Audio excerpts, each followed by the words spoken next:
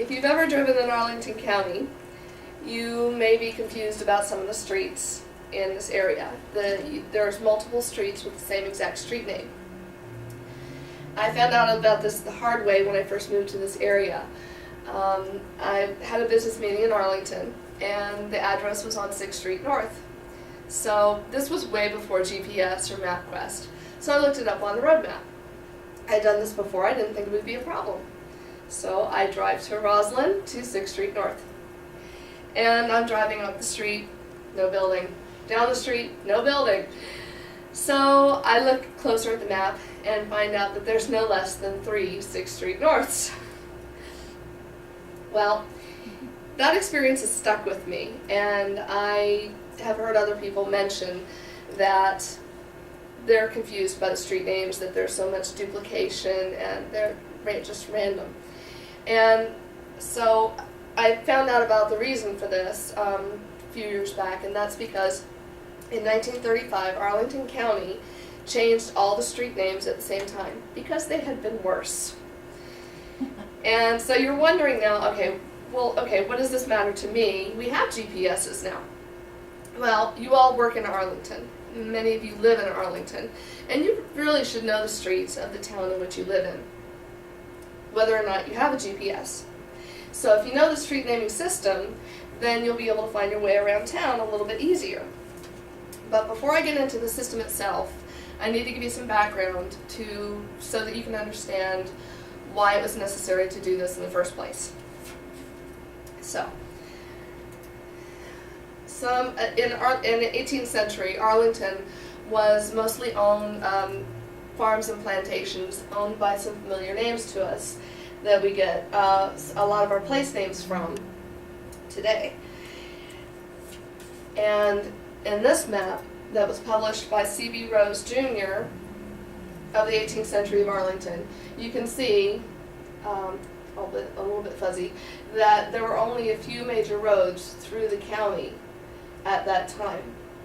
This road here mainly follows the track of Glebe Road today. This road here, Road from Leesburg, that mainly follows the track of Wilson Boulevard. And so you can see there really weren't that many roads in Arlington throughout the 18th century. During the 19th century, this situation didn't change a whole lot. There were a few more roads, but there were still very few actual settlements. It was mostly farms, maybe a few forts for defense of Washington. Around the beginning of the 20th century, this began to change. There were more jobs in Washington, D.C., and this led to a population growth in Arlington. You can see on this graph here the exponential growth around the turn of the century. It just exploded in Arlington. And these people had to live somewhere, so they formed little villages and neighborhoods throughout the county area, and of certain names like Glen Carlin, Clarendon, Barcroft, and Lyon Village. Now these neighborhoods and villages all developed independently from each other, and because of this there was a lot of duplication of street names within these villages. You can see by this map that there were quite a few villages by 1930, but they were in pockets. So there was still a lot of space in between them where nobody lived. There was just some connector roads. So as these developed, like I said, there was a lot of duplication of street names, and according to the Arlington Historical Magazine, there were, in 1930, there were 11 different Washington streets, 9 Virginia streets, and 10 Arlington streets, none of which had anything to do with any of the others.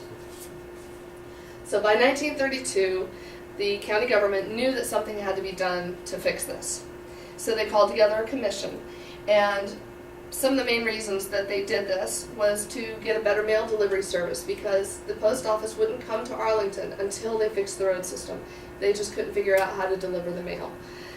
And also there was a desire by the residents of Arlington County, which was a county by this time, it formed a county in 1920. They wanted their own Arlington address instead of such a thing like Alexandria RFD or Falls Church RFD.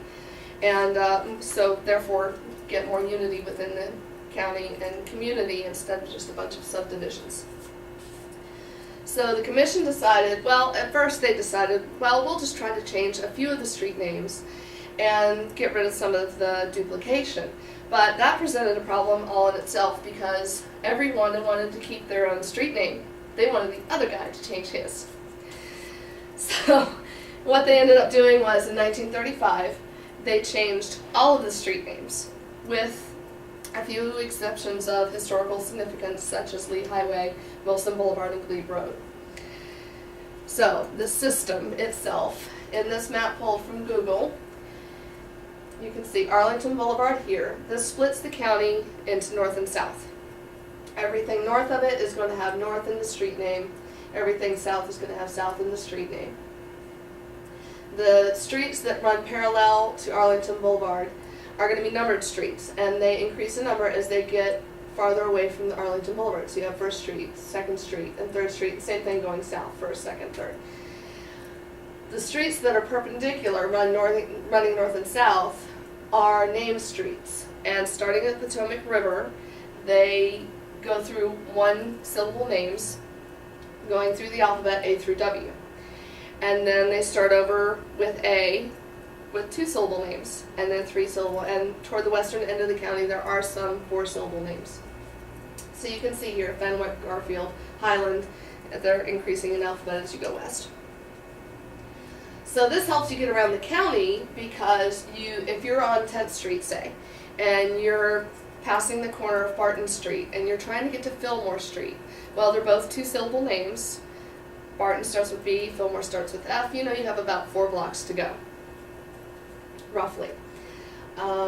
Now, I know it's not a perfect system. There still is some inconsistency because of how the neighborhood's developed. You have 5th Street South here, 5th Street South here, and they don't connect. Well, like I said, that's because of how the neighborhood's developed, and they couldn't fix everything. But it is a better system because you know about where 5th Street's going to be. And if it stops at one place, you know about where to go to pick it up. You know, you might have to go around your elbow a little bit, but you can figure that out. So I've told you about how the county developed, slow to develop because of the farmlands, and I told you how the population boom at the beginning of the 20th century, forming independent villages, and how they had their own street systems. As the population continued to grow, this became a problem, so they renamed all the streets, giving us our system that we have today. Now, this was actually a good thing because it allowed the county to continue to grow and add streets without increasing confusion. So even though it's not perfect, it's still way better than it was. So now that you know about it, you can go out and check it out for yourselves. Get lost. Yay!